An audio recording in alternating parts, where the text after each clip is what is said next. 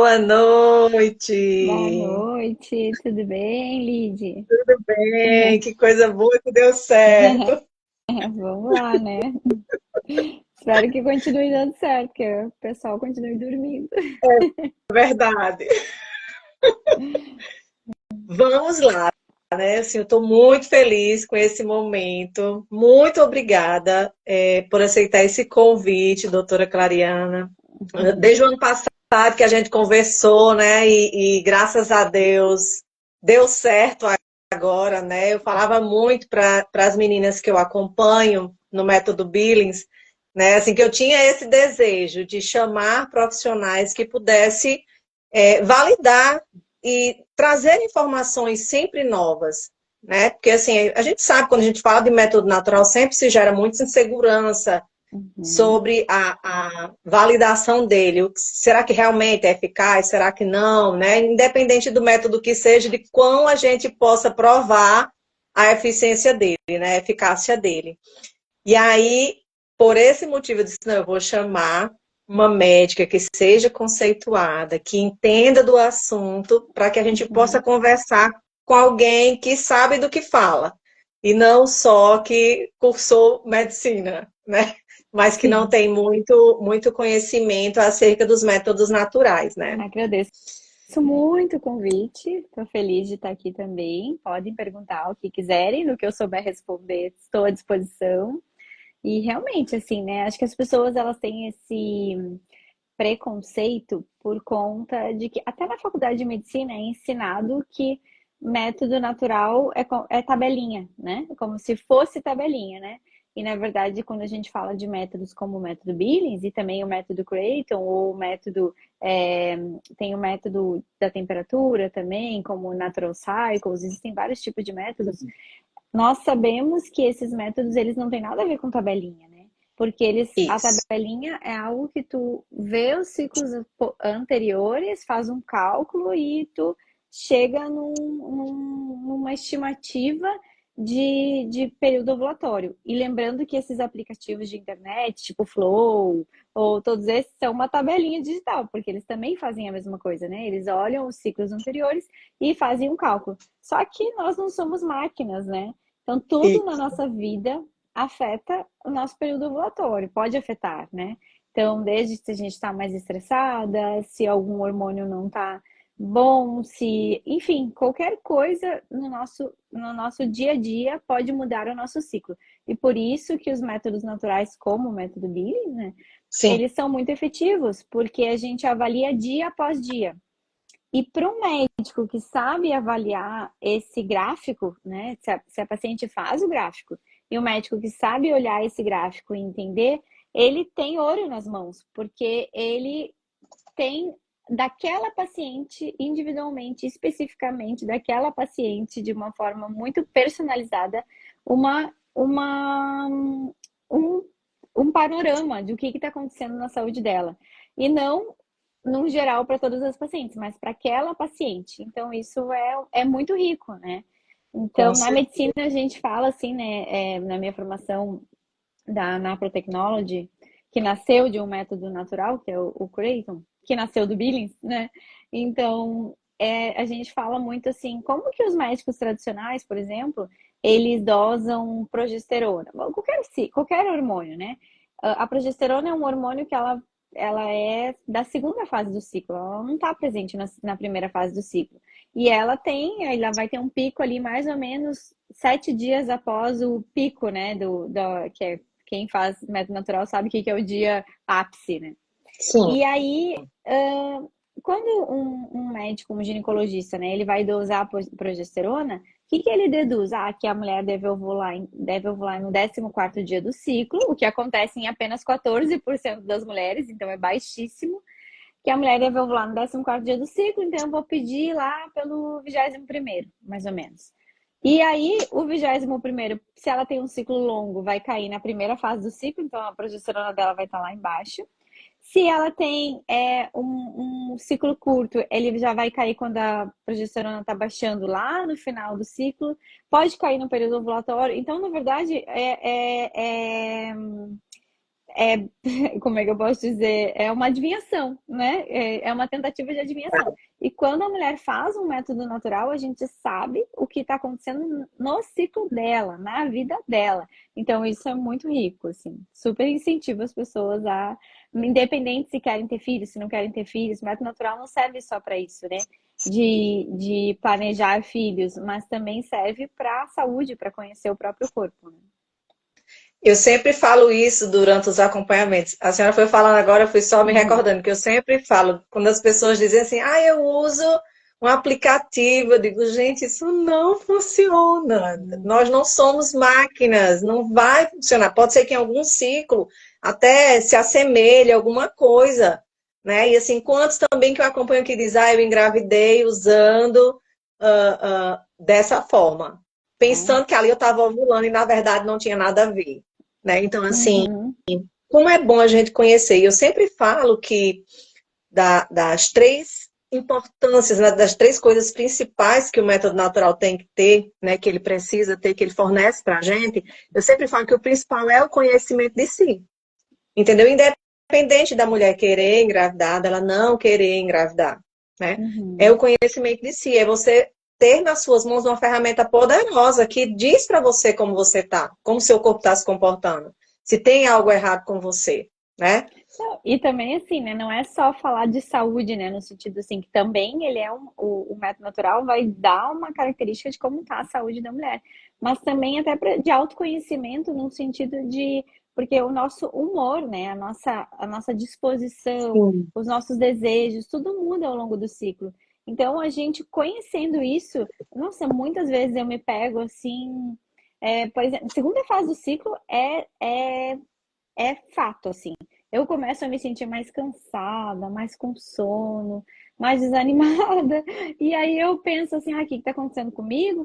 Aí eu, opa, não, é a progesterona lá que está agindo e fazendo o seu papel, né? Então, os hormônios, a gente pode pensar nos hormônios como grandes maestros, né? De uma orquestra que é o nosso corpo. Então, eles vão ligar e desligar no sentido assim, como se fosse assim, agora é o violino, agora é o piano, agora, enfim, né, todos os instrumentos e vai ter momentos em que todos vão tocar juntos e se a coisa tá alinhada, né, a música sai muito boa. Então, Isso. é exatamente isso que vai acontecendo ao longo do nosso ciclo. E se nós sabemos reconhecer, isso a gente tem realmente um privilégio nas mãos. E quantas meninas que eu acompanho já, né? A gente começou, eu já me atropelei, nem me apresentei, deixa eu me apresentar e apresentar também, né? Pedir a doutora Clariana para se apresentar, para a gente poder entender um pouquinho, né? Às vezes caiu aqui de paraquedas, não sabe nem do que a gente está falando, né? É Já verdade. aproveita, já compartilha essa live para que outras pessoas possam também ter uma experiência e conhecer a existência, que às vezes não sabe nem que existe os métodos naturais, né? E aí, assim, meu nome é Lidiane, eu sou casada, mãe e instrutora do método de ovulação Billings há 12 anos. Ajudo e já ajudei centenas de mulheres, né? Eu digo sempre assim que o boom foi, assim, o que estourou mais a questão dos acompanhamentos, do volume de acompanhamentos foi com a pandemia. Porque antes os acompanhamentos eram presenciais, então assim, você tinha um número limitado de acompanhamentos, né? Uhum. Hoje não. Hoje os acompanhamentos eles são online, então eu acompanho pessoas de diversas partes do Brasil, inclusive já acompanhei gente até do Paraguai. Há muito tempo atrás acompanhei um casal que era da França. Então, assim, é muita gente de fora. E não é, eu sempre falo, da minha parte, não é uma divulgação do Instagram, porque infelizmente eu não tenho tempo, eu não consigo manter isso ativo, né? Mas é mesmo eu falo sempre assim, uma disposição de coração, né? É daquele que experimentou, que viveu, que eu pude acompanhar de perto, né? O ciclo menstrual e gostou do acompanhamento, teve o resultado que esperava e passou para outra pessoa, né? E aí essa live a gente vai conversar sobre ciclo menstrual e fertilidade. A gente já começou meio dando assim umas palhinhas sobre o que a gente vai falar, né? E aí, doutora Clarina, eu queria que a senhora se apresentasse, falasse o trabalho que a senhora faz. Então, eu me chamo Clariana, sou casada, sou mãe também e sou médica. A minha especialidade é diagnóstico por imagem, trabalho, e depois disso eu foquei mais na saúde da mulher, então eu trabalho com ultrassom, com ecografia, da mulher e do bebê também, né? E sou uma defensora da vida também. E depois eu fiz uma segunda especialização nos Estados Unidos em Naprotechnology, que significa Natural Procreative Technology, tecnologia de procriação natural, que é uma ciência que estuda, é lindo, assim, é bem amplo, assim, mas ela estuda, forma médicos, né, para que eles saibam lidar com métodos naturais, né, com o método Creighton, que é semelhante ao método Billings, e a partir disso tratar disfunções no ciclo menstrual para ajudar um casal a engravidar ou também para tratar outras coisas, como por exemplo TPM, disfunções ovulatórias, enfim, né? Então a gama é bem ampla. E então hoje a minha atuação, né, o que eu trabalho é com os métodos de imagem aplicados principalmente à fertilidade. Eu trabalho em Porto Alegre e é isso, acho que é isso, acho que falei tudo. Que bom, que bom. Estou bem feliz, né? Como eu já tinha expressado lá no começo, por esse momento, né? Assim, era um desejo do meu coração. Eu não sou muito de fazer essas coisas assim, live, essas coisas assim, eu sou mais quietinha. Geralmente os encontros que eu tenho um grupo de WhatsApp que sempre que eu consigo, eu marco lá uma reunião pelo Meet com alguém, com as meninas que mostram que têm interesse e a gente faz uma reunião de tira dúvidas acerca dos ciclos, como é que tá tudo, algum tema específico que às vezes eu levo. E aí eu faço essas reuniões lá de forma, vamos dizer assim, bem pessoal. Porque assim, a gente trata com mulheres e aí às vezes ela quer falar algo que é mais privativo, né? Não consegue tirar as dúvidas assim, dessa forma. E aí a gente já fez até um encontro também com uma psicóloga também, só nesse grupo, foi bem restrito mesmo, Que né? Mas legal. muito feliz de estar fazendo nessa live de assim, um pouquinho assim, né, inexperiente, mas vai dar certo. No Mas fim eu vai dar também, certo. Lidiane, eu assim, apesar de ter momentos ativos no Instagram, geralmente é quando eu faço um propósito, assim, vou ficar mais ativa, daí eu vou lá e me esforço e faço mais lives, eu fiz pouquíssimas na vida, porque é algo que demanda mais tempo, né, a gente acaba sendo enfim, então também não sou, assim, super experiente em lives, e já recebi muitos convites e acabo negando, não mas pela correria que é a vida mesmo, né, e aí às vezes quando eu aceito uma, eu penso assim, ai, meu Deus, os outros vão pensar que é pessoal, e não é, porque realmente, bom, vida com filhos pequenos e também trabalho e casa, toda mulher sabe como é, né? A gente se vira Sim, nos 30. é verdade, é verdade. Então, assim, né, voltando para o tema da live, né, que é ciclo menstrual e fertilidade, né? Eu vou iniciar explicando, né, lembrando um pouquinho para aqueles que já conhecem o tema, mas para aqueles que não conhecem também, para que eles possam entender quando a doutora Clariana for ser mais abrangente acerca de alguns pontos específicos, né? Então, nós planejamos, né, quando eu conversei com a doutora Clariana, conversarmos sobre algumas coisas. A gente tentar entender melhor o ciclo menstrual e suas fases, porque às vezes a pessoa não tem uma noção de que o ciclo tem fases. Então, às vezes, está acontecendo algo com você que você nem sabe por quê. Até a senhora está dizendo, eu estou mais sonolenta, estou mais cansada, estou menos ativa, e não consegue entender o que está acontecendo, né, com o seu corpo. Vamos falar também sobre ciclos irregulares, distúrbios hormonais, né, SOP, endometriose, a importância dos exames de imagem, né, que já é especialidade da doutora Clariana, né, para diagnosticar fertilidade e infertilidade, né, o que está bem alta também, que eu até me lembrei, né, acerca desse diagnóstico, a necessidade que algumas mulheres têm, que eu já peguei alguns casos, da hidrotubação, que às vezes a mulher, quando a gente faz a análise dos gráficos e tudo, vê que ela tá tudo ok com ela, hormonalmente falando, mas ela tem uma inflamação, Uhum, né, que só é diagnosticada através de um exame de imagem, uhum, né? Se não fosse o exame de imagem, ela não teria esse diagnóstico para poder ter um tratamento e aí sim conseguir o objetivo, que é engravidar. tá? Então, a gente vai começar falando o que é o ciclo menstrual, né? O ciclo menstrual, ele representa desde quando a gente inicia no primeiro dia de sangramento até a gente dar, eu sempre falo assim, é um círculo. Você volta novamente à menstruação. E várias coisas acontecem hormonalmente com a mulher para que ela percorra todo esse caminho e menstrue novamente, tá? Então, ela passa por fases, a depender do tamanho do ciclo dela, mas a gente vai falar de forma mais geral. Vamos falar de um ciclo que varia entre 27 a 35 dias, que seria um ciclo médio. Num ciclo médio, a mulher ela vai passar por 4 fases, por 4 momentos. Um momento que é o momento da menstruação. Quando ela termina a menstruação, ela passa por uma fase que no método a gente chama de fase pré-ovulatória, onde nós identificamos o padrão de infertilidade. O que essa mulher sente e vê que ela está infértil.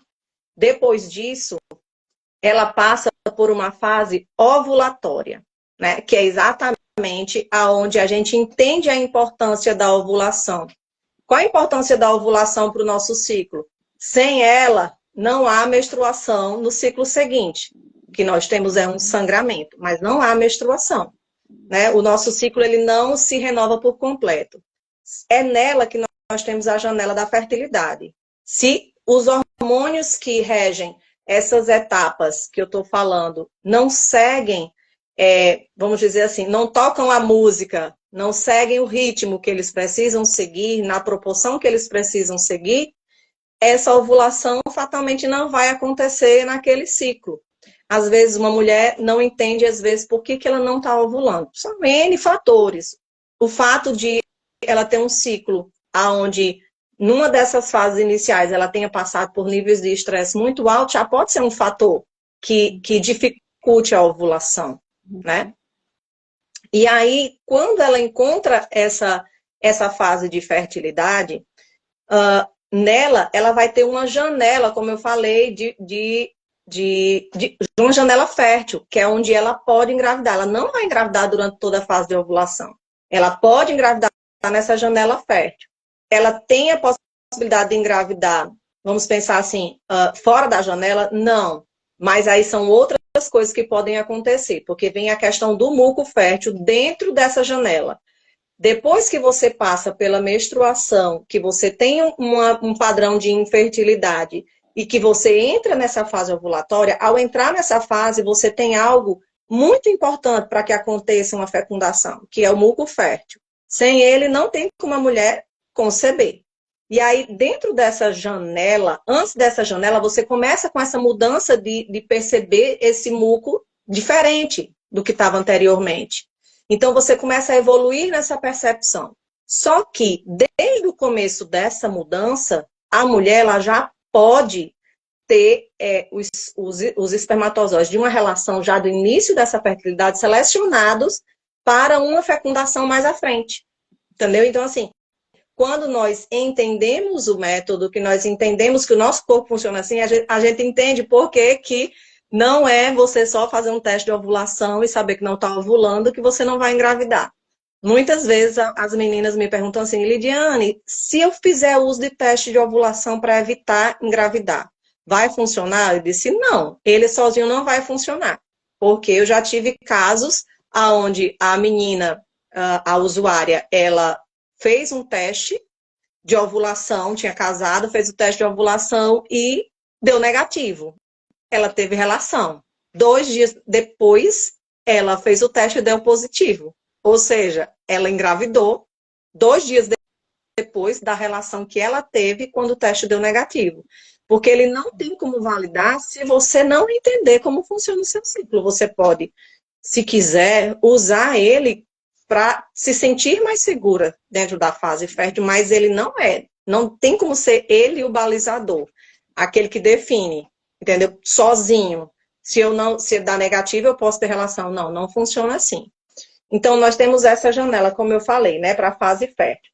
Quando essa fase fértil ela acaba, na manhã do 4º dia, a mulher ela já pode ter relação novamente até a menstruação chegar. E esse período é um período que dura entre 11, 16, 18 dias, mais ou menos. Então, assim, são várias coisas. É um conhecimento que a gente consegue adquirir como?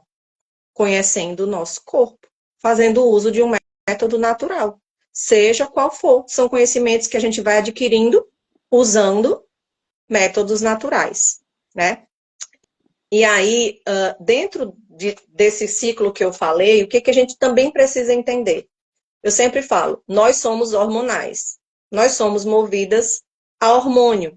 Ou seja, se eu estou aqui no meu período da menstruação, vou passando para esse período do pré-ovulatório, né, ou fase lútea, perdão, ou fase folicular, vou passando para essa fase aqui, a fase ovulatória, vou passando para essa fase aqui, que é a fase lútea. Tem hormônios que são acionados no nosso corpo para que essa fase aconteça dessa forma, para que essa ovulação aconteça aqui. Qual o hormônio que vai acontecendo aqui, Lidiane? Nós temos os hormônios da ovulação em si, que são o FSH e o LH, certo? Cada um tem a sua responsabilidade, de selecionar, né, de recrutar os óvulos, o outro de fazer com que aquele folículo, ele cresça e que haja ovulação, né? Nós temos ainda também o estrógeno e a progesterona, que tem papel importante, não só no ciclo, mas eu falo na informação que é levada à cérvix para a questão da diferenciação da secreção. Entendeu? Então, assim, tudo isso é um conjunto de informações. Não são informações soltas, né? Não são informações vazias. São coisas que conhecimentos que a gente precisa ter para que a gente possa conhecer melhor o funcionamento do nosso corpo e entender por que a gente fica mais lenta numa fase onde a gente está ali perto da menstruação. Por que a gente fica mais lenta? Por que a gente está mais ativa quando a gente termina a menstruação? Por que a gente fica ativa? Por que a gente fica mais sensível ou com a libido mais elevada quando a gente está na fase ovulatória, né? Então, assim, são várias coisas que eu me recordo muito quando eu fazia quando dava os cursos com meu esposo e fazia também algumas formações em grupos, como era interessante, porque os casais chegavam para a gente e diziam assim, menina, agora eu entendi por que minha esposa fica assim. Agora eu entendi por que ela fica tão chateada. Eu nunca entendi por que eu vi ela desse jeito. Para mim era como se fosse assim, a gente diz assim, frescura, né? Besteira, né? Sem sentido, não tem lógica, né? E aí fui compreendendo e como aquele relacionamento, só por entender isso, já se tornou diferente. Não é Com verdade? certeza. Então, a gente precisa entender a importância, né, de compreender, né, o ciclo. E aí eu pedi para que a doutora Clariana ela pudesse abordar melhor a questão dos hormônios, a questão da, das circunstâncias que nos levam à infertilidade, né, como eu tinha falado no começo. Então, os hormônios nesse ciclo menstrual, é importante a gente saber que eles não são hormônios lá dentro do nosso ovário, né? Eles estão acontecendo no nosso corpo inteiro. Aliás, tudo começa dentro da nossa cabeça. Então, isso também explica muita coisa em relação por que tudo no nosso metabolismo tem efeito no nosso ciclo menstrual. Se eu tenho um problema de tireoide, se eu tenho um problema na minha hipófise, que é uma glândula lá no cérebro, vai afetar o ciclo menstrual. E também que esses hormônios em que a gente vai liberando, eles vão ativando neurotransmissores. O que são isso? Neurotransmissores são,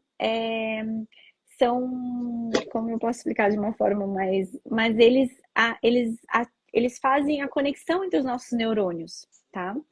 Então, são substâncias químicas que fazem a conexão entre os nossos neurônios. Então, vamos começar na primeira fase. Peraí. Ai, desculpa. Desculpa. Vontade de espirrar. Acontece. Tô com o ar ligado aqui. Então, vamos lá. Começando então a primeira fase. Lá, quando a gente menstrua, né, a gente inicia uma nova fase.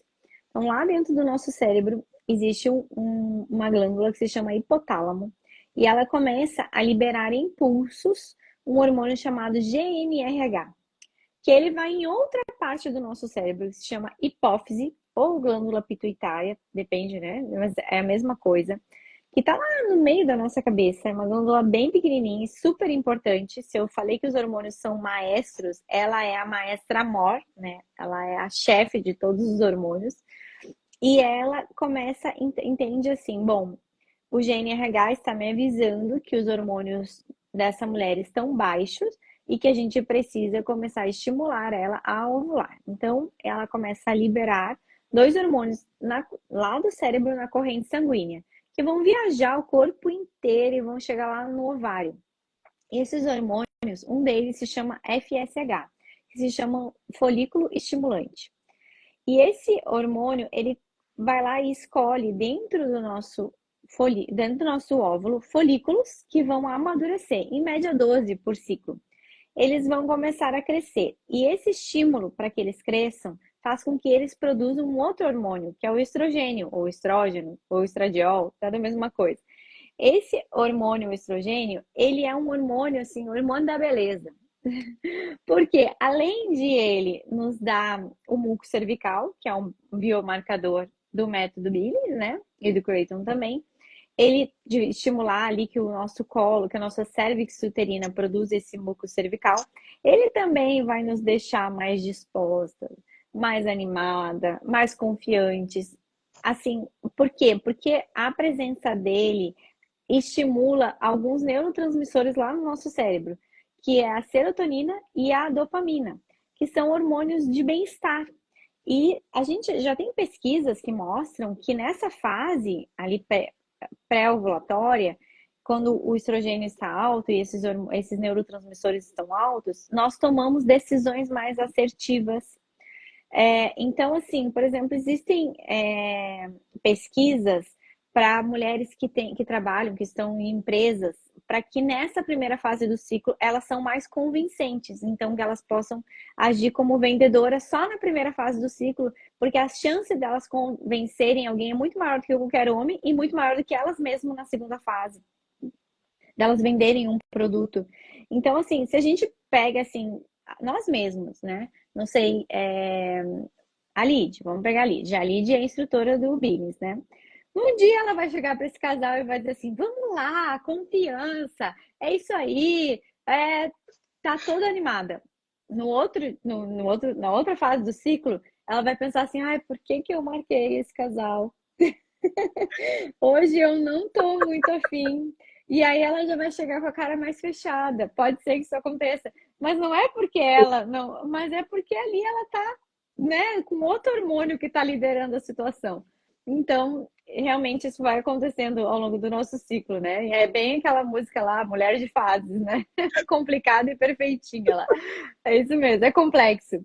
Mas então, voltando à primeira fase do ciclo. Então, esse folículo estimulante, né, que viajou lá do cérebro e vai estimular esses folículos a crescerem e a começarem a produzir estrogênio, ele também vai estimular que um desses folículos cresça mais do que os outros e se prepare para liberar o óvulo. E aí esse folículo vai crescendo e é muito legal, porque eu acompanho isso pelo ultrassom, né? A gente vê ali os folículos que foram recrutados, a gente vê qual vai se tornar dominante, a gente começa a acompanhar dia após dia o crescimento dele até a ovulação. E aí, quando ele está pronto para ovular, que a gente chama de um folículo maduro, ele está assim, ó, no ponto, tem um outro hormônio que vem lá dessa mesma glândula, que é o LH, e ele tem um pico. E esse pico faz a ruptura do folículo. Quando esse folículo rompe, o óvulo que estava ali é liberado na cavidade e ele é captado pela trompa uterina.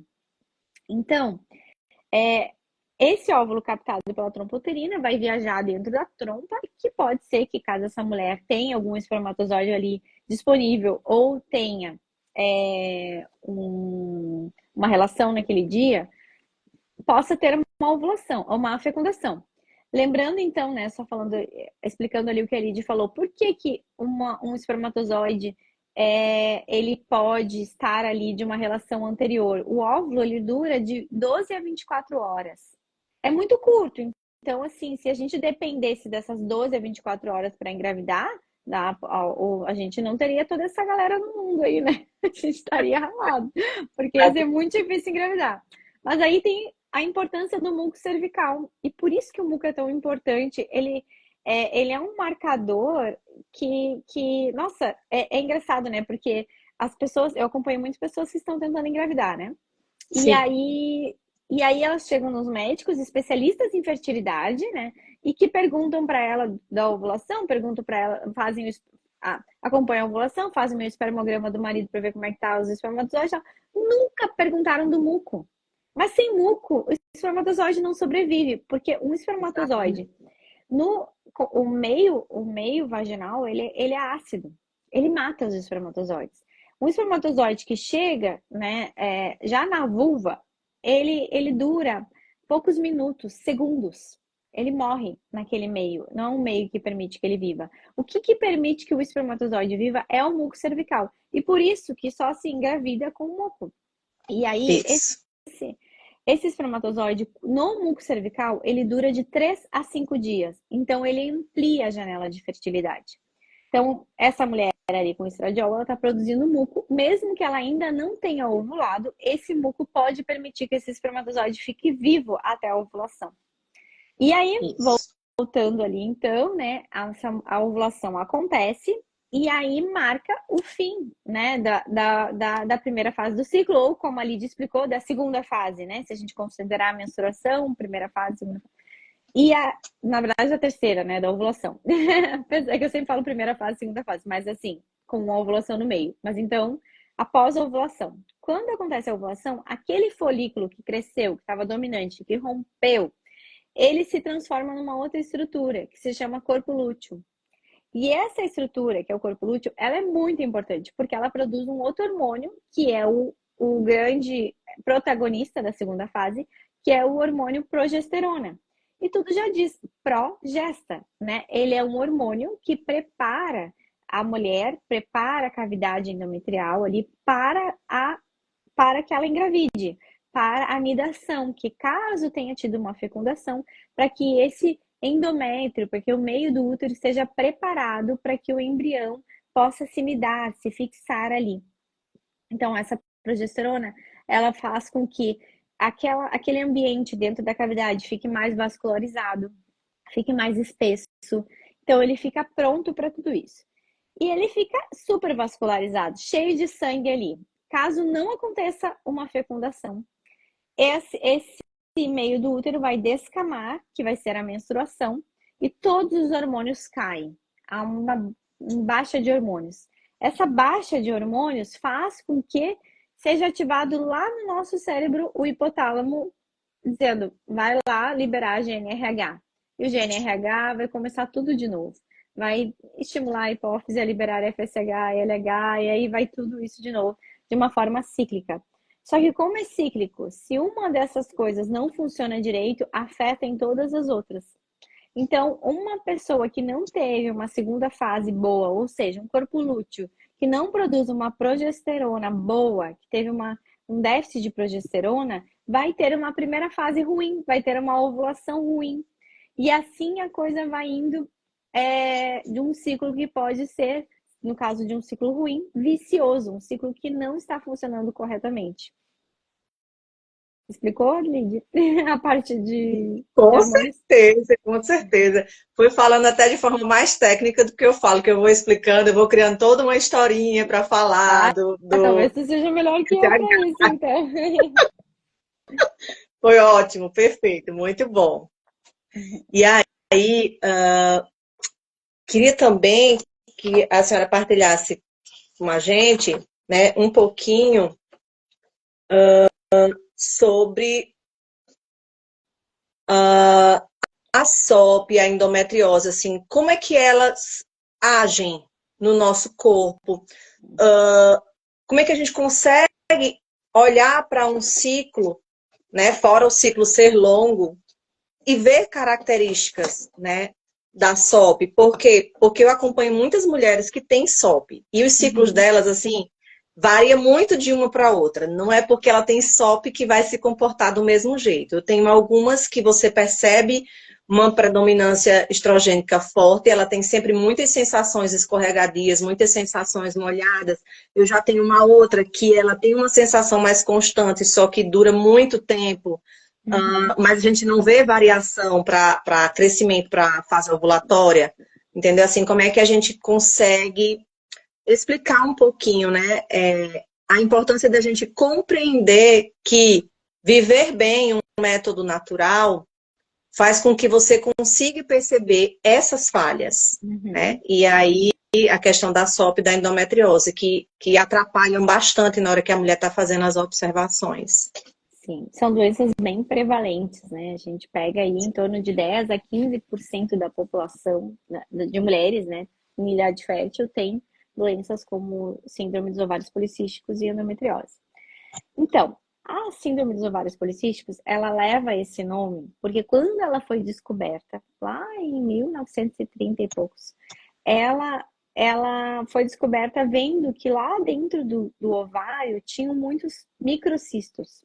O que eram, na verdade, esses microcistos? Eram folículos que eram recrutados, estimulados, mas que nenhum evoluía para dominância, ou seja, nenhum crescia para ovular e essa mulher não ovulava. E aí ela tentava de novo, essa não ovulação acionava lá o GNRH, tentar de novo, e aí ficava nessa tentativa e ia ficando aqueles folículos ali. Mas hoje se sabe que isso é uma consequência, né? Do corpo não estar funcionando. Então, assim, para a síndrome dos ovários policísticos, o ovário, ele é a consequência, por isso que o nome deveria ser uma síndrome metabólica, ou seja, porque é uma síndrome que afeta todo o metabolismo, participa dela, por exemplo, o pâncreas, a insulina, os ovários, são muitas coisas acontecendo de uma forma errada ao mesmo tempo, e então, uma síndrome metabólica anovulatória, que significa assim, que ela não ovula, ou oligovulatória, que significa que ela ovula pouco. E por que que isso acontece? Na verdade, então, é um grande ciclo vicioso, em que lá, se a gente pegar da mesma explicação que eu fiz antes, aquele hormônio lá, o GNRH, aquele lá o primeiro lá que eu falei do hipotálamo, ele Sim. começa a ser produzido em uma frequência muito mais rápida do que deveria. E por quê? Porque na verdade essa mulher não está ovulando, é um ciclo vicioso, então ela fica estimulando para que tente. Então ele começa a aumentar essa frequência. Essa frequência rápida faz com que sejam produzidos mais LH do que FSH. E o LH, além dele ter essa função de romper o folículo, só que nesse caso a gente não tem um folículo dominante, a gente não tem um óvulo pronto ali. A gente deveria estar no momento de fazer esses folículos recrutados a crescerem, a formar um dominante, só que não tem um dominante. Então esse LH, ele fica ali agindo e ele age numa célula dentro desses folículos, que se chama células da teca. E essas células, elas, pelo estímulo do LH, elas produzem hormônio masculino, testosterona. E aí, por isso, que as mulheres que têm ovários policísticos, elas começam a ter características masculinas, como, por exemplo, pelos, principalmente nessa região aqui, ou o buço, ou em todo o corpo, na verdade. Podem ter dificuldade de emagrecer, obesidade, pele mais oleosa, espinha, né, acne. Então, elas vão tendo essas características que a gente chama de hiperandrogenismo, ou seja, tem mais hormônio masculino no corpo dela do que deveria, né? Por quê? Porque, na verdade, esse LH tá lá tentando romper um folículo que não existe e ele tá dando por efeito colateral esse aumento de hormônios masculinos. Então, é complexo, né? É uma síndrome complexa. E eu falando assim numa live super rápido pode parecer ainda mais, né? Complexo ainda. Mas, assim, e aí também tem um outro mecanismo que está acontecendo na síndrome dos ovários policísticos, que é a resistência à insulina. Então, é comum, né, que as mulheres que tenham síndrome dos ovários policísticos, elas tenham sobrepeso ou até obesidade. E aí, essa insulina, que ela tem a função de tirar o açúcar de dentro do sangue e botar dentro da célula para que essa célula tenha energia, ela não consegue fazer isso porque há uma resistência.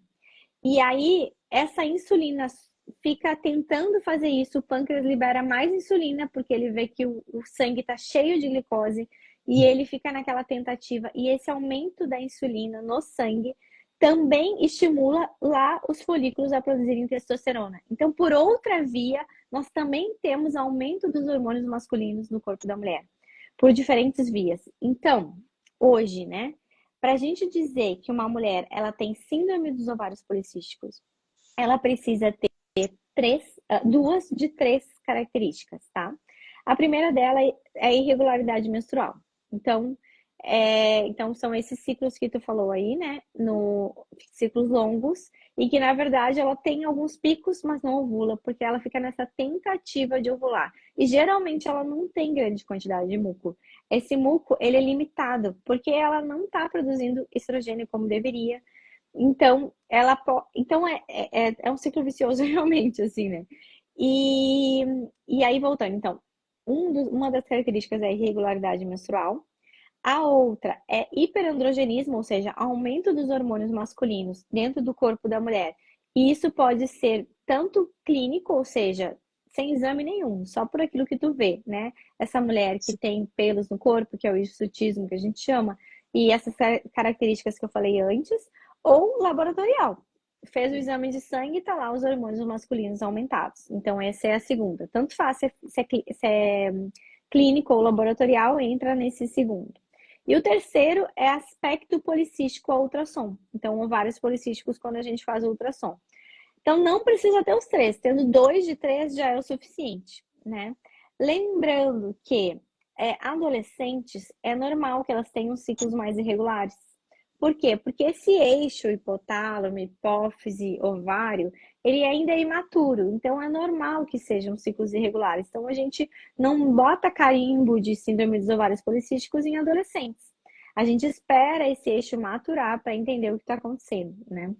E então tem que ter muito cuidado no diagnóstico de síndrome dos ovários policísticos em adolescentes. Isso é algo super atual, né? Hoje em dia na medicina a gente tem a medicina orienta esse cuidado, mas antigamente, quando tudo isso foi visto e quando nasceram os critérios de Rotterdam lá em 2003, se identificou que qualquer mulher, mesmo sendo adolescente, que tivesse 2 das 3 características, já entravam lá no balaio da SOP.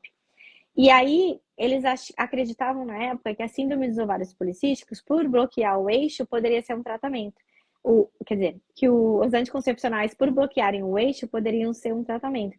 Então, muitas de nós mal menstruaram e já ganharam um anticoncepcional porque entravam porque entravam nesse balaio aí de ovários policísticos, sendo que nessa fase é natural, é normal que os ovários tenham mais folículos, porque essa menina é cheia de fertilidade, e que também tem um ciclo mais irregular, porque esse eixo está ainda amadurecendo.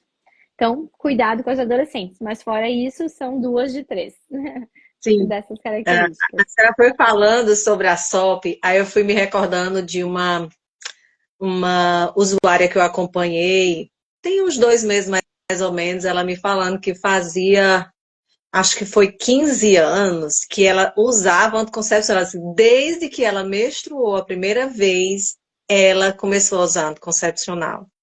Aí eu disse, meu Deus, aí ela disse, foi. Quando ela parou o uso do anticoncepcional, acho que ela fez uma ultra e a médica deu a entender, nem sei se isso é possível, né? Já fica aqui uma dúvida.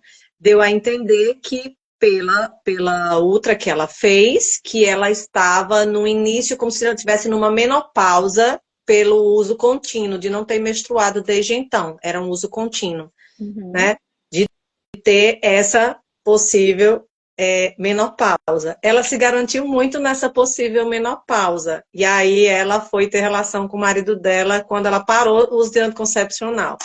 E eu falo muito assim, eu sempre me lembro disso quando eu faço os acompanhamentos no MOB, porque sempre quando a mulher sai de uso de um anticoncepcional, não sei se é um efeito rebote, alguma coisa assim, mas o primeiro ciclo parece que vai ficando bonito. Aí os outros uma negação. Você não vê a ovulação, você não vê nada. Você só consegue ver alguma coisa no primeiro. É como se o corpo estivesse tentando reagir àquele volume, né, de hormônio, e aí vai tentando uma coisa mais bonitinha que nos outros ela não consegue, né? E aí, esse ciclo, exatamente no ciclo que ela parou o uso do anticoncepcional, ela engravidou em um coito.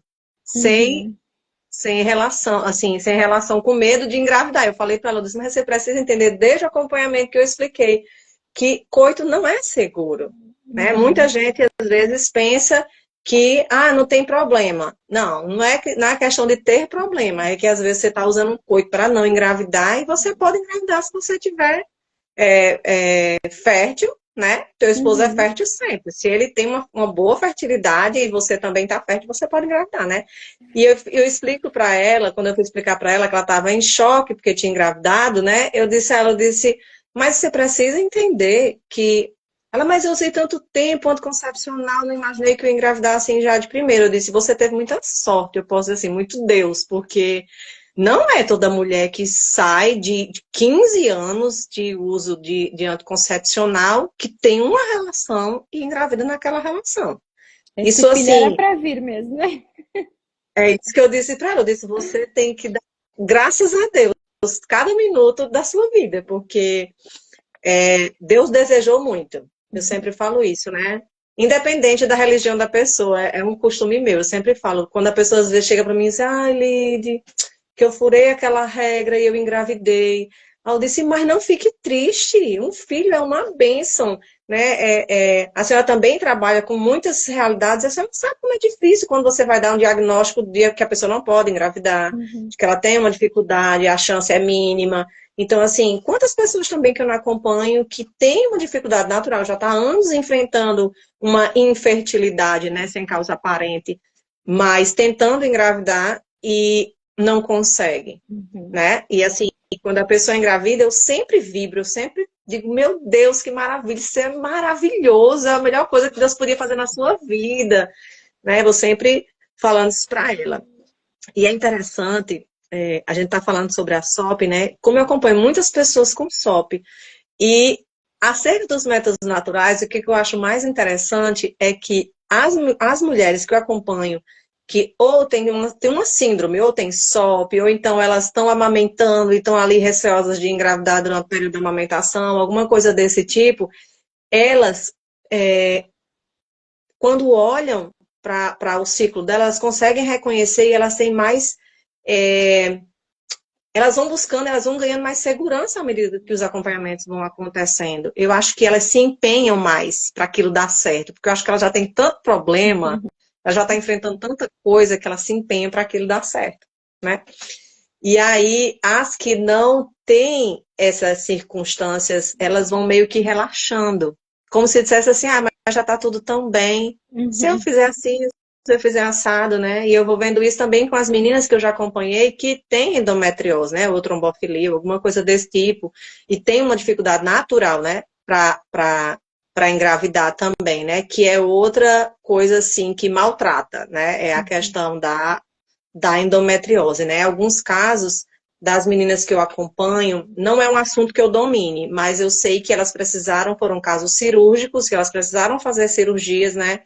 Para que elas tivessem alguma chance de engravidar, né? Porque, se eu não me engano, a senhora pode até explicar um pouquinho melhor acerca disso, ele dificulta um pouco a questão da implantação do embrião, né? A questão da endometriose.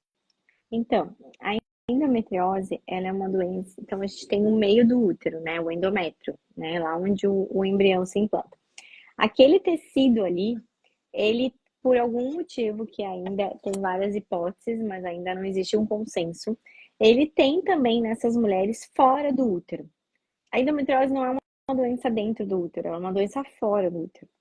E esses pedacinhos de endométrio, como se fosse esse tecido endometrial fora do útero, ele pode estar nos ligamentos, pode estar na bexiga, pode estar no intestino, pode estar em qualquer lugar, na verdade. Eu já peguei um caso de endometriose no nariz. Então, assim, eu faço pesquisa de endometriose por ultrassom, né? Então, pode estar no diafragma, né, aqui, né, enfim. Então, a endometriose, ela é uma doença que ela se comporta como um câncer, sabe? Então, tem vários, a pessoa pode ter vários pontos. O que que acontece? Quando a gente sofre esse estímulo hormonal, essas células, elas também sofrem o mesmo estímulo hormonal em algum lugar, né? E aí elas vão também sangrar, como se fosse sangrar, elas inflamam. E aquela inflamação, depois ela vira uma cicatriz. E aí no ciclo seguinte, aquela mulher inflama de novo e aquilo cicatriza de novo. Então ela vai tendo isso dentro da pelve, ou seja, dentro da cavidade pélvica ali em volta do útero, esse processo inflamatório. Esse processo inflamatório ele dificulta a ovulação, né?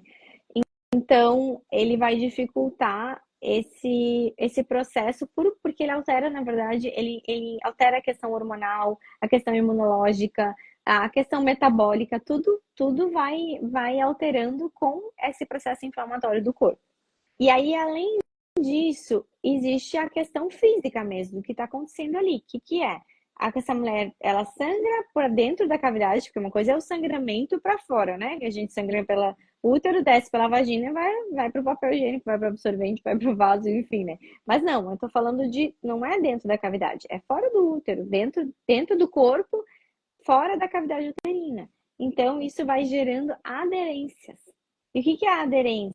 Gruda tudo. É aquela coisa assim, tu pensa que tem um processo inflamatório ali, né? Que vai cicatrizando e vai grudando. Então, isso pode grudar trompa, pode grudar, enfim, né? Eu vejo assim, tem alguns casos em que eu faço o exame e eu penso assim, como é que eu vou descrever isso? Tá tudo grudado, dá vontade de falar assim, olha, eu nem sei aonde começou, onde terminou, entendeu? Tá tudo aderido, né? Então, a endometriose tem essa característica de fazer esse processo inflamatório que vai aderindo. Então, pode ser, né, que tem um fator mecânico, tem um fator ovulatório, né? Não, nem tanto é na implantação, na verdade, é na própria ovulação, ou às vezes vamos supor assim, que acontece um processo inflamatório na trompa, né? E aí, por mais que esse embrião ele não consegue passar ali, né, ou o embrião, ou o próprio óvulo, ou o próprio espermatozoide, enfim, né, não consegue chegar, não consegue ocorrer a fecundação, ou quando ocorre, não consegue, né, ocorrer a anidação por conta dessa questão de trompa. Então, tem vários fatores que podem estar acontecendo, tanto mecânicos, quanto imunológicos, quanto metabólicos, e que vão fazendo com que essa mulher cada vez mais inflamada ovule cada vez menos, e então aí ela fica geralmente uma, com uma fase pós-ovulatória, às vezes, né, mais curta, dependendo se ela tem uma deficiência de progesterona, ou geralmente o muco é limitado, né, ela tem porque ela não está produzindo o estrógeno corretamente, então ela tem menos muco, então é isso aí, né? É um processo complicado. E tratamento, obviamente, né? Mudança de estilo de vida, ou seja, dieta anti-inflamatória, suplementações, atividade física, sono correto, porque uma coisa influencia na outra, né? Vão ajudar muito, né? Mas dependendo, alguns casos, quando é uma endometriose mais complexa, é só cirurgia mesmo. E aí tem que ser retirados esses focos. E existem tipos e tipos de cirurgia, né? Hoje em dia antigamente se cauterizava, se queimava os focos. E hoje em dia a gente sabe que isso piora, porque aumenta a questão das aderências, aumenta a questão da inflamação. Então, hoje em dia se retira os focos e se fecha ali depois do peritônio para que fique tudo bem direitinho e aquilo ali tenha menos aderência possível. E claro, né, acompanhado também de todo esse outro tratamento com mudança de estilo de vida mesmo, né? Então é uma doença, Entendi. é um câncer, é quase um câncer, assim, ela é bem complexa. Ah, me veio uma dúvida aqui, doutora Clariana, com relação à idade. Começa com a menarca, começa antes? Como é que a Então, gente percebe esse início? pode começar com a menarca, mas ela pode se manifestar em qualquer momento, na verdade, né? E assim, ó, o ruim da endometriose também é isso, né? O número de focos não significa o tipo de sintoma que a mulher vai ter, entende? Tem mulheres que têm Porque os sintomas, eles podem ser, por exemplo, a própria infertilidade. Tem mulheres que não têm cólica. O sintoma mais clássico é cólica, né? Cólica, cólica intensa. Uma certa cólica é normal em todo ciclo, né? Toda mulher tem uma certa cólica antes de menstruar, porque vai descamar uma parte do teu corpo, né? Vai desprender dali e vai descamar. Isso é normal. Mas uma cólica em que tu não consiga trabalhar, uma cólica em que te tire, ou às vezes tem que ir no hospital fazer medicação, ou que tu tem que tomar muita medicação, que afeta a tua rotina, né? Isso não é normal, né? Isso tem que ser investigado. Então, esse é o principal sintoma. Mas existem sim mulheres que não têm sintomas e que o primeiro sintoma delas vai ser a própria infertilidade, elas não vão conseguir engravidar. E também, dependendo assim, vamos supor que tem uma endometriose implantada na bexiga. Então, ela vai ter sintomas urinários. Ela vai ter ardência, pode ter ardência para urinar, né? Enfim, ou se a endometriose está implantada no intestino, ela pode ter sintomas intestinais. Então, tem muito a ver da localização desses focos de endometriose. Entendi. Retrovaginal, pode ter dor na relação, né? Então, É interessante, porque eu acho que é uma das coisas que não é diagnosticada da forma correta. Eu conheço muita gente que sempre fala, eu já fiz tantos e tantos e tantos exames, tantas ultrassonografias, ressonância e tudo, e ninguém nunca viu isso, uhum, né? Eu acho que, não sei, né, se é uma percepção minha, né, pequena, mas assim, pelas meninas que eu acompanho, eu percebo que existe um pouco disso, entendeu? Não vejo uma quantidade de profissionais que se envolve e que se foca realmente nesse conceito de entender, porque é tão mais simples chegar e dizer, não, usa um anticoncepcional e tu vai uhum. resolver que vai parar E não tudo, não vai ter sangramento. resolve, né? Então, E existe não, uma formação específica para isso, né? Então, assim, não é toda ressonância, não é todo ultrassom transvaginal que vai diagnosticar uma endometriose. Por quê? Né? Porque existe uma formação para isso, existe todo um preparo. Então, por exemplo, assim, eu faço pesquisa de endometriose por ultrassom transvaginal. Então, ela tem um preparo intestinal, ela esvazia o intestino, ela esvazia a cavidade, ela tem uma dieta alguns dias antes, ela vai usar um laxante, tem todo um preparo e eu tenho também toda uma formação para isso. Então, e outros colegas, né? Conheço vários colegas que têm. Mas, de fato, não são tantos assim, né? Dependendo da região onde se tá, menos ainda, né? Menos oferta. Então, assim, tem ressonância e tem ressonância. Tem ultrassons e tem ultrassons, né? Então, por exemplo, assim, a ressonância também tem um preparo intestinal, tem todo esse preparo e precisa ser laudada por um profissional que saiba pesquisar endometriose. E o ultrassom também precisa ser realizado por um profissional que saiba pesquisar. E assim, ó, eu faço ultrassom transvaginal simples e faço pesquisa de endometriose. E por que que eu não vejo, às vezes, endometriose num ultrassom transvaginal simples? Primeiro, porque não tem todo esse preparo, né, intestinal e tudo isso. E segundo, porque o ultrassom transvaginal simples, a média de duração dele é tipo de 20 minutos, mais ou menos. Dependendo de onde tu vai por aí, é 5, né? Mas assim, é é, verdade. a pesquisa de endometriose eu reservo na minha agenda 1 hora para fazer, sabe? Então eu vou pesquisar bem mais lugares, eu vou, né? É bem mais é um exame bem mais detalhado. Então, assim, fiz um ultrassom e nunca viram endometriose. Não, você fez um ultrassom para a pesquisa de endometriose? Ah, esse eu nunca fiz. Então é esse aí que vai diagnosticar endometriose, né? São exames diferentes. E em Entendi. relação ao Muito anticoncepcional, em relação ao anticoncepcional, tanto da SOP quanto da endometriose ou de qualquer doença, o anticoncepcional ele não trata nada. O que que o anticoncepcional faz? Ele bloqueia o ciclo. Então, ele dá ali no anticoncepcional tem um ou dois hormônios sintéticos, né? Que pode ser uma progestina, né? Que é uma progesterona fake, não é uma progesterona de verdade, tá? E pode ser que tenha um estradiol fake também sim. que tem aquele comprimido ali e que a mulher toma e o cérebro dela entende assim, opa, que fase que tal, o que eu tenho que fazer? Acho que já, enfim, aí ele não sabe, ele bloqueia, ele não produz mais porque já tem aqueles hormônios ali circulantes, né? E, na Sim. verdade não tem, mas é um hormônio que imita e ele entende que é. Então ele bloqueia e todo esse ciclo que a gente conversou, ele não acontece. Qual é o grande problema disso? É que, na verdade, essas doenças não são tratadas e quando que essa mulher vai fazer o diagnóstico? Quando ela parar. E geralmente ela para quando? Quando ela quer engravidar. E aí ela não vai conseguir, vai ser tarde demais. ela não tratou. E fora efeitos colaterais dos anticoncepcionais, que daria outra aula aqui. Mas assim, por exemplo, na SOP, um efeito colateral do anticoncepcional é aumentar a resistência à insulina. Então, ele piora a SOP, né? Então a gente tem aí um inimigo, né? Que ao invés da mulher estar tratando o que está acontecendo, ela está mascarando, né? Então é que nem tu tem uma infecção, né? Tu caiu, te bateu, te machucou, e tá com uma infecção ali na pele, e aí tu não vai usar um remédio ali, tu bota um band-aid para esconder. Mas aquela infecção ali continua acontecendo por trás, entendeu? Mas não, só esconde com um band-aid. Então o anticoncepcional faz isso. É verdade, é verdade. Muitos esclarecimentos nesta live, assim, muito agradecida mesmo, muito feliz, expressando assim constantemente minha felicidade, né, por esse momento. E aí a gente já está 1 hora aqui conversando, né? Muito feliz. E eu queria que a gente finalizasse a, a, a live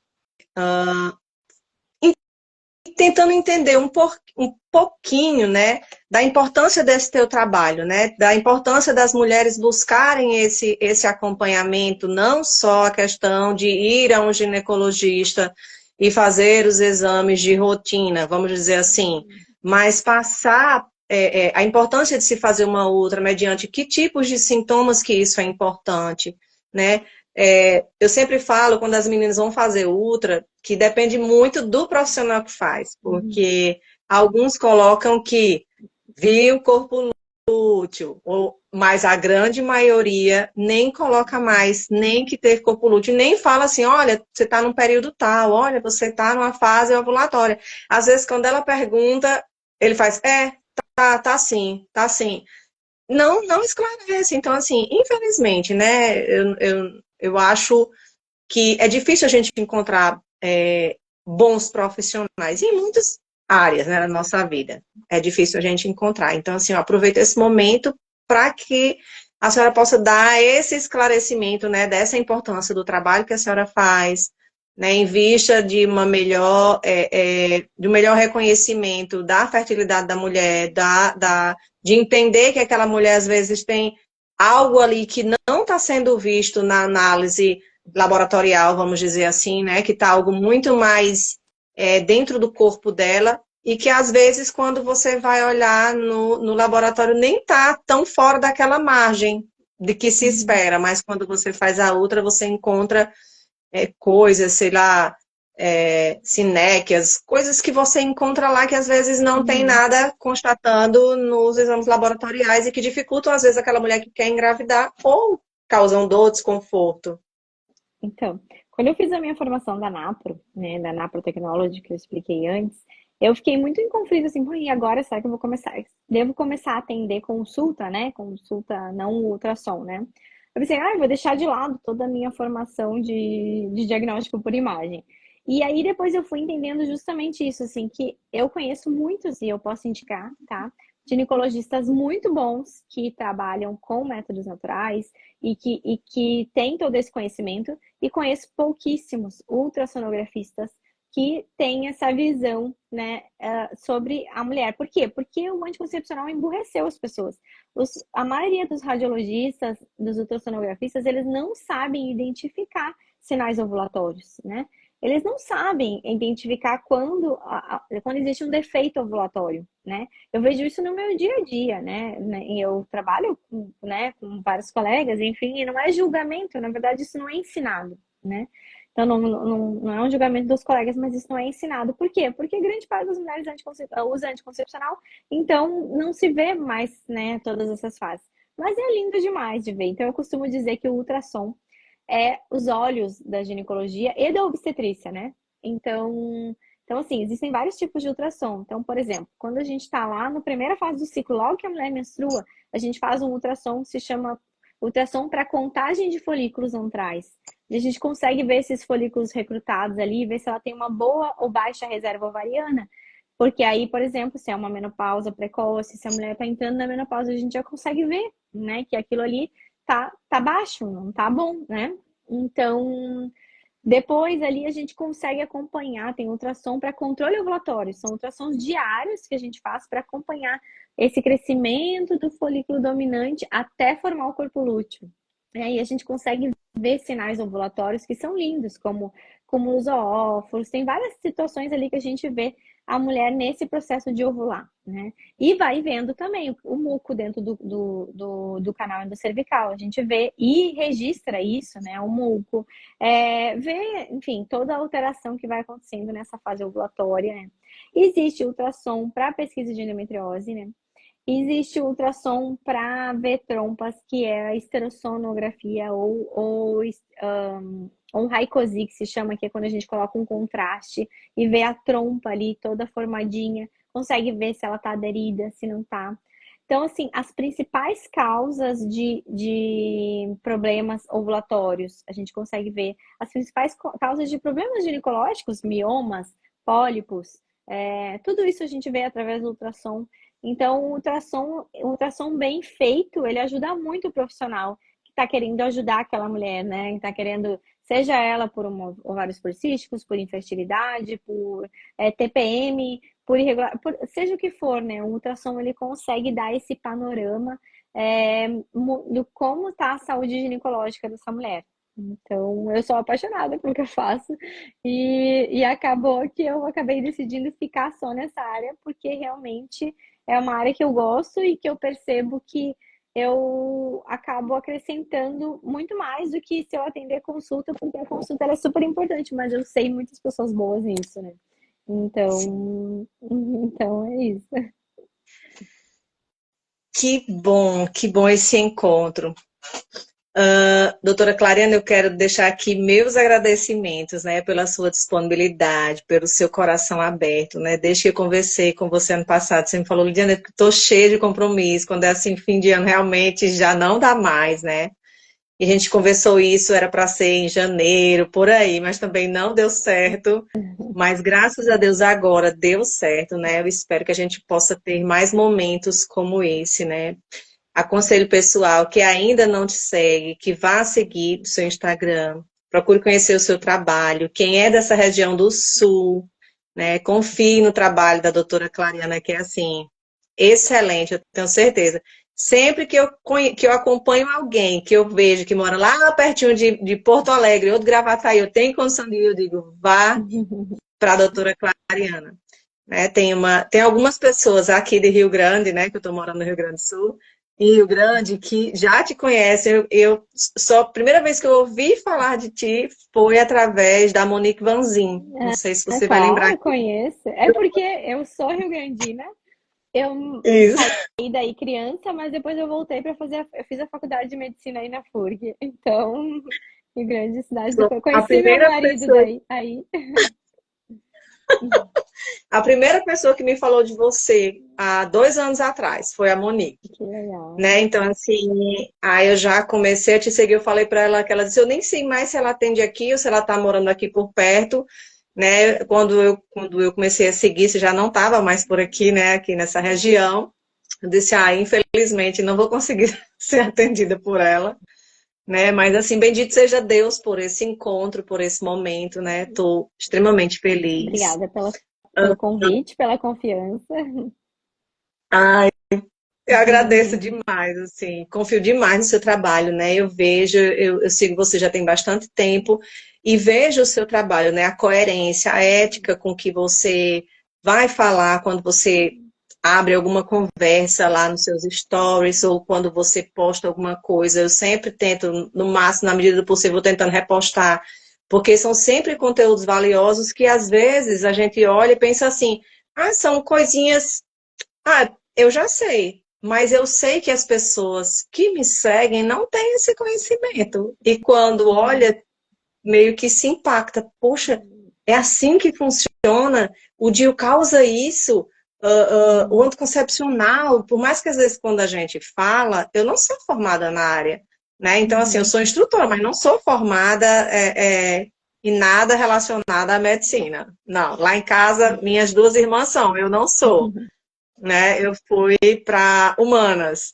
Mas, assim, sou instrutora há 12 anos, né? E conheço muitas nuances, né, acerca disso pela própria experiência do tempo, né? Eu sempre falo isso com as meninas, que às vezes quando elas falam, algumas já fizeram uso da Napro também por um tempo, e sempre falo, Diana, você às vezes fala algumas coisas que vai ao encontro do que eu já aprendi com a Napro, né? Assim, mas é por causa do conhecimento que a gente vai adquirindo ao Claro. longo do tempo, experiências que a gente vai adquirindo, conhecendo, né, nossos profissionais. Eu conheço alguns profissionais de quando morava lá em Natal, né, no Rio Grande do Norte, que é a doutora Marília, tem a doutora Cibele também, que faz um trabalho belíssimo, né, acerca da busca, né, de incentivar as mulheres pelo método natural, né. Então, assim, estou extremamente feliz. Quem não conhece meu trabalho também pode entrar em contato comigo através da minha bio, tá? Será muito bem-vindo. Dúvidas, pode mandar lá Eu tenho um grupo, né, como eu falei, do WhatsApp. Quem quiser participar é só entrar lá na minha bio. E sempre que eu consigo, eu faço alguns encontrinhos assim, só alguns. Não muita gente, mas vou tentar trazer mais vezes a doutora Clariana aqui para a gente conversar sobre outros temas, né? É bom porque também ela vai colocando em prática todo o conhecimento que ela tem, né, do método Creighton, que eu acho que sempre agrega, né? Eu sempre falo assim da importância dos métodos naturais. Olha, faça um método natural. Qual que você vai Exatamente. escolher? Tem assim uma gama gigante. Quando eu falo às vezes assim, vocês já ouviram falar do método da saliva? As meninas fazem, da saliva? Eu digo, tem. Você já ouviu falar do método da temperatura? Não. Vai se surpreendendo, né?